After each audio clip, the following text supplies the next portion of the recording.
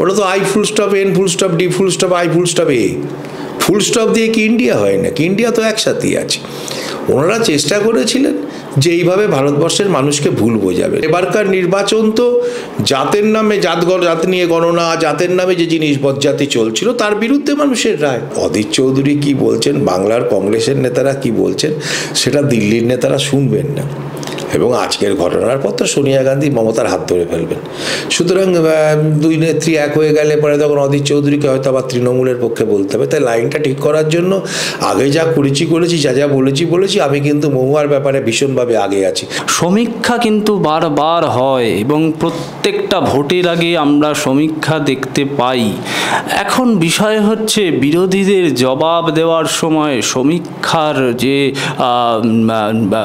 ফলাফলগুলো সামনে আসছিল তখন কিন্তু দেশের প্রধানমন্ত্রী একদম চুপ রইল এবং বিরোধীরা বলা শুরু করলো তাহলেই তো বোধহয় মোদি ম্যাজিক শেষ হয়ে গেল। কিন্তু একটাও জবাব না দিয়ে প্রত্যেকটা রাজ্য একের পর এক জয় লাভ করে এখনো পর্যন্ত 3টি রাজ্যে মেজরিটি আছে বিজেপির। একদম জবাব দিল মানুষ যে মোদি ম্যাজিকে জেতেনি, মোদি মানুষের জনগণের সমর্থনে জিতেছিলেন। আমরা পেয়ে গেছি শিলভদ্র দত্তর সঙ্গে কথা বলে নেব। সারা ভারতবর্ষে যখন বিরোধীরা বলছে মোদি ম্যাজিক প্রায় শেষ, ইন্ডিয়া জোট এসে গেছে, এবার ইন্ডিয়া জোটই একটা শক্তপোক্ত জায়গা করবে, সেই মুহূর্তে 5 রাজ্যের নির্বাচন হচ্ছে এবং 3টি রাজ্যে ব্যাপক গেরুয়া সুনামি দেখা যাচ্ছে। কি মনে হচ্ছে? না দেখুন, ভারতবর্ষের আম জনতা তারা আস্থা রাখছেন একটা মানুষের প্রতি, সে মানুষটার নাম নরেন্দ্র মোদীজি। কারণ ভারতবর্ষের মানুষ দেখেছেন ওই একটা মানুষই যে কাজের কথা বলেন সে কাজটা করেন। তাই ভারতবর্ষের মানুষ বিভিন্ন প্রান্তে দাঁড়িয়ে মোদিজির মুখের দিকে তাকিয়ে মোদিজিকে সামনে রেখেই ভারতীয় জনতা পার্টির পতাকা তাকে তুলে ধরছে। এবং আমরা যেটা দেখেছি, ভারতবর্ষ যেটা এগিয়ে যাওয়া, ভারতবর্ষের সমস্ত মানুষকে নিয়ে এগিয়ে যাওয়া, সেটা তো মোদিজির নেতৃত্বেই হচ্ছে। আর যারা ভারতবর্ষকে জাতপাতে বিভেদ করতে চেয়েছিল, কারণ এবারকার নির্বাচন তো জাতের নামে, জাত নিয়ে গণনা, জাতের নামে যে জিনিস বজ্জাতি চলছিল তার বিরুদ্ধে মানুষের রায়।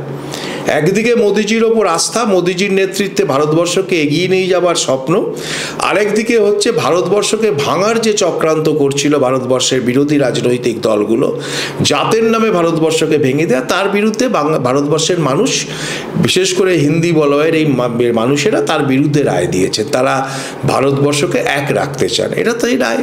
আর যে একজন নেতা তিনি বড় করে ভারতবর্ষের প্রধানমন্ত্রীকে কি পানৌতি নাকি সব বলেছিলেন, আজকে ভারতবর্ষের মানুষ প্রমাণ করে দিলেন তার থেকে বড় পানৌতি কেউ জন্মায়নি, কারণ তিনিই কংগ্রেস পার্টির জন্য সব থেকে বড় পানৌতি হয়ে দাঁড়িয়েছেন।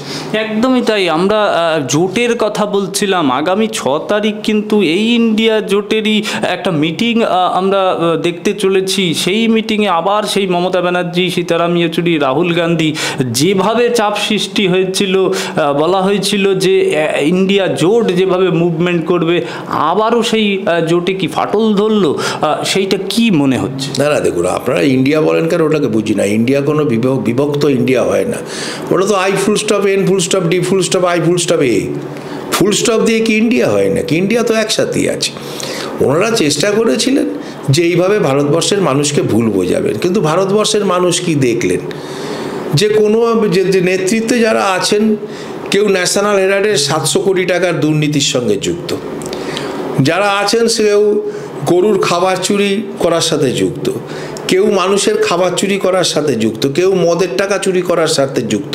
ভারতবর্ষের সমস্ত বড় বড় চোরগুলো এক জায়গায় হয়েছে নরেন্দ্র মোদীর নেতৃত্বে বিরুদ্ধে আওয়াজ তোলার জন্য। তাই চোরেদের এই জোটকে, এই ঘোটকে ভারতবর্ষের মানুষ মানবে কেন? তারপরে এমনই জোট তৈরি হলো, অনেক বড় বড় কথা হলো, কিন্তু আমরা দেখলাম বিভিন্ন রাজ্যে যে যার মতন লড়াই করছেন। তা ভারতবর্ষের মানুষ তার বিরুদ্ধেই রায় দিয়েছেন। তারা বুঝেছেন এই নাটক, চোরেদের এই নাটককে ভারতবর্ষের মানুষ সমর্থন করেননি। ভারতবর্ষের মানুষ দুর্নীতির বিরুদ্ধে রায় দিয়েছেন। তাই মহাদেব অ্যাপের নায়কের বিরুদ্ধে রায় হয়েছে। সবাই ধরে নিয়েছিলেন, সংবাদ মাধ্যম ছত্তিশগড়ে কংগ্রেসকে বিরাট জয় দিয়েছিলেন, কিন্তু ছত্তিশগড়ের মানুষ বুঝিয়ে দিয়েছেন যে এখানে দুর্নীতির কোনো জায়গা নেই। মহাদেব অ্যাপ নিয়ে যে কেলেঙ্কারির সঙ্গে মুখ্যমন্ত্রী জড়িত, আর ছত্তিশগড়ের মুখ্যমন্ত্রী টাকা সংগ্রহ করে দিল্লির কংগ্রেসের টাকা বাড়াতে পারেন, কিন্তু ছত্তিশগড়ের মানুষের জন্য কিছু করেননি, তাই এই পরিবর্তন। না, এই বাংলায় নির্বাচন আছে বা সারা দেশে নির্বাচন আছে 2024-এ, এই নির্বাচনের প্রভাব কি বাংলায় পড়বে, নাকি ইন্ডিয়া জোট আবার তাদের রিফর্ম করে নিতে পারে? না, ইন্ডিয়া জোট ফোট নিয়ে আমরা কোনো ব্যাপারই নেই। ভারতবর্ষের মানুষ, শুনুন, নরেন্দ্র মোদীর নেতৃত্বে ভারতবর্ষের এগিয়ে যাওয়াকে সমর্থন করছেন। ভারতবর্ষের সনাতনী মানুষ, সনাতন ধর্মের ওপর যে আঘাত আসছে তার বিরুদ্ধে সবাই মিলে একত্রিত হচ্ছেন। যেভাবে ভারতবর্ষকে ভেঙে দেবার জন্য জাতপাতের বিভেদ তৈরি করার চেষ্টা হচ্ছে, তার বিরুদ্ধে ভারতবর্ষের মানুষ এক হচ্ছেন। দুর্নীতির বিরুদ্ধে ভারতবর্ষের মানুষ এক হচ্ছেন। সুতরাং ওইসব জোট ঘোট দিয়ে কিছু হবে না। 2024 সালে এবারের থেকেও অনেক বেশি আসন নিয়ে, 350-এর ওপর আসন নিয়ে নরেন্দ্র মোদী তৃতীয়বারের জন্য ভারতবর্ষের প্রধানমন্ত্রী হবেন। এ দিয়ে কোনো চিন্তা নেই, এ দিয়ে কোনো ভাবনার কোনো জায়গা নেই। একদমই তাই। আমার একেবারে শেষে এসে পৌঁছেছি। অধীর রঞ্জন চৌধুরী, তিনি কিন্তু বিচারপতি গঙ্গোপাধ্যায়কে মুখ্যমন্ত্রী পদে দেখতে চান। এটা কি শুধুই দেখতে চাওয়া? তাকে কিন্তু তাহলে আদালতের বাইরে এসে জনমানুষের ভোট নিয়ে জিততে হবে, কি মনে করছে? না, অধীর চৌধুরী কি বলেছেন সেটা নিয়ে ভেবে লাভ আছে? অধীর চৌধুরী নিজের কেন্দ্র থেকে কারোর সমর্থন ছাড়া জিতবেন না, হয়তো সেই জায়গায় আছেন, বা কংগ্রেস হয়তো পশ্চিমবাংলা থেকে এক সিট পেলেও পেতে পারেন, এটা হতে পারে। আমি ভবিষ্যৎবাণী করতে পারছি না। বিধানসভায় দাঁড়িয়ে কংগ্রেস 0, সিপিএম 0, পরে একটা বাই ইলেকশনে কংগ্রেস একটা জিতেছিল, সেও পালিয়ে গেছে। তা সেই 0 থাকা রাজনৈতিক দলের কোনো নেতা বলছেন অমুকে মুখ্যমন্ত্রী ভালো হয়, অমুকে মুখ্যমন্ত্রী, রাত্রিবেলা বোধহয় ঘুমটা ভালো হয়নি।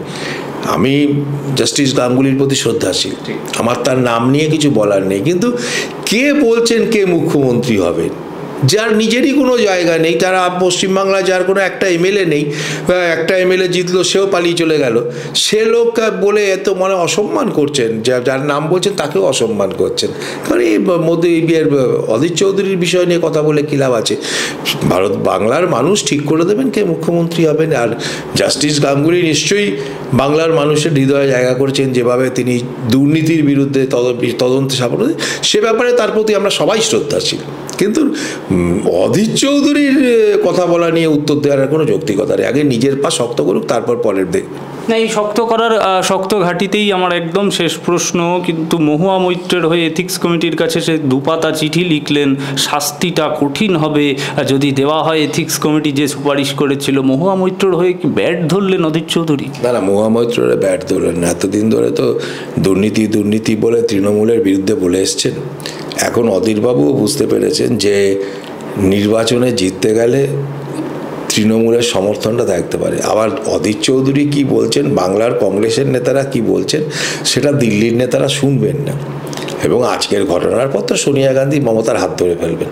সুতরাং 2 নেত্রী এক হয়ে গেলে পরে তখন অধীর চৌধুরীকে হয়তো আবার তৃণমূলের পক্ষে বলতে হবে। তাই লাইনটা ঠিক করার জন্য আগে যা করেছি, যা বলেছি, আমি কিন্তু মহুয়ার ব্যাপারে ভীষণভাবে আগে আছি।